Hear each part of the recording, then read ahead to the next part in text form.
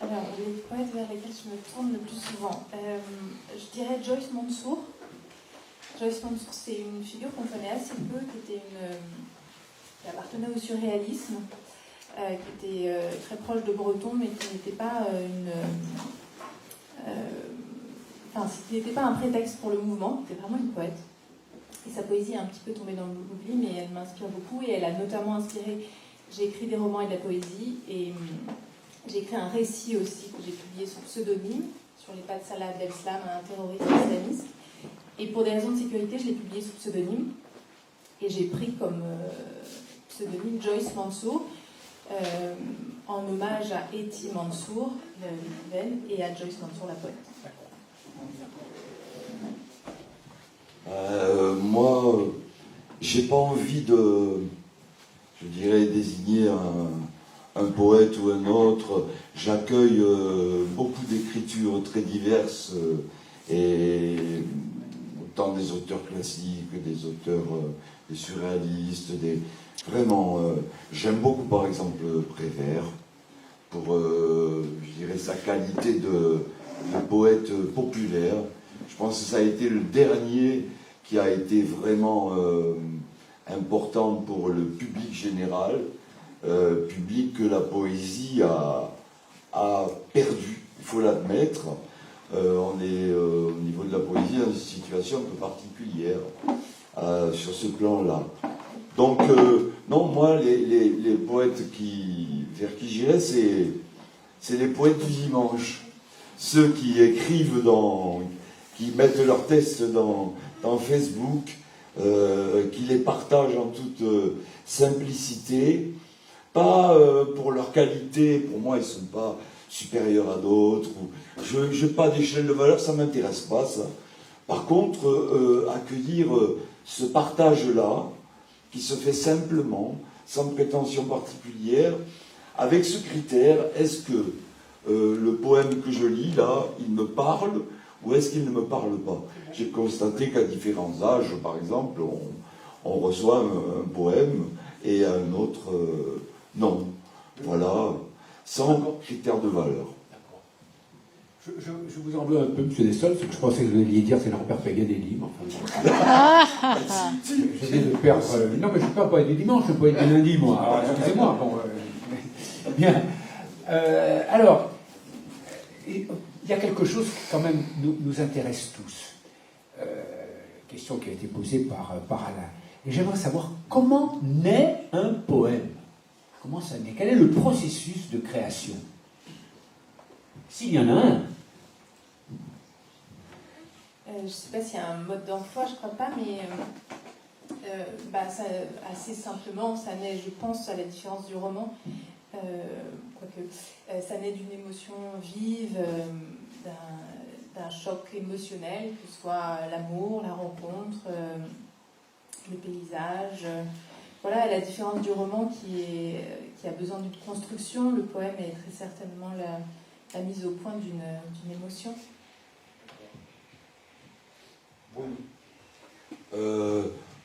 Moi, je dirais ce qui est le plus fertile en moi, que je ressens et que je vis comme tel, c'est, je dirais, la réaction du fort intérieur face à la vie, à la difficulté de vivre, ou face à certains aspects du monde, mais vécus.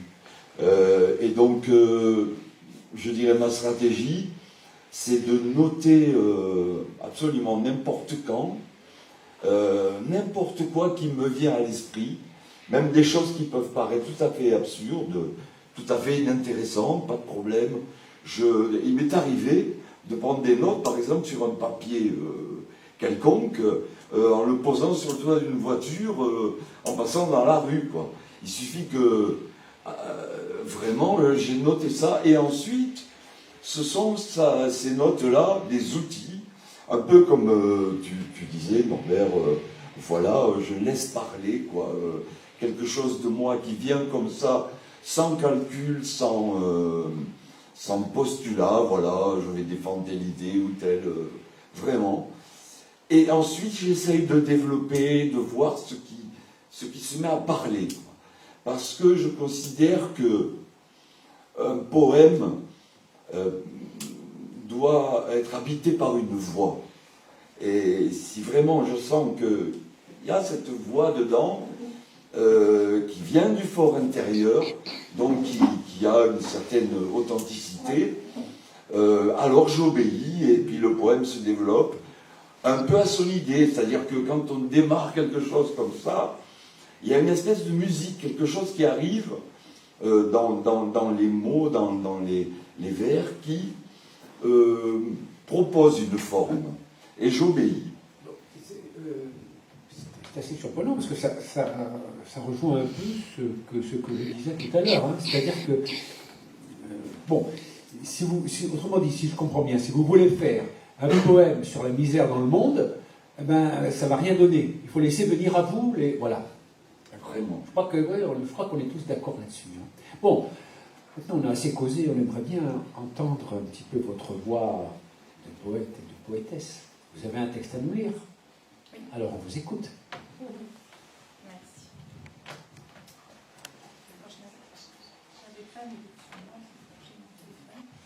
Ça, c'est un extrait d'un. J'ai publié 3 recueils de poèmes aux éditions Bruno Doucet, et ça, c'en est un dont le titre est La femme en crue. Voilà, je vous lis un extrait. Donnez-lui un levier et un point fixe, et elle soulèvera le monde. Donnez-lui une épaule pâle et une tenaille, et elle arrachera la dent de lait de la nuit. Donnez-lui des bras d'écluse, et elle étreindra le jour. Donnez-lui un matin au couteau, et elle saignera l'indifférence. Donnez-lui un arbre à abattre, et elle fendra ses os gelés. Donnez-lui un pur sang et une orange, et elle éclaboussera le soleil de sang. Donnez-lui un cœur à dévorer, et elle crachera ses fils. Donnez-lui des mains rageuses, et elle saura le faire cabrer. Donnez-lui un bois sombre, donnez-lui une langue bègue, donnez-lui une nuque rousse, donnez-lui un sein dur et des somnambules à hauts talons. Dans un grand éclat de rire, géante sur la falaise, plus nue que nue, qu'elle redonne au monde son Antigone, à la terre sa torpeur, au gouffre ses ronces, qu'elle voile les yeux secs, pende son cœur à son cou, ses éclats entre ses cuisses.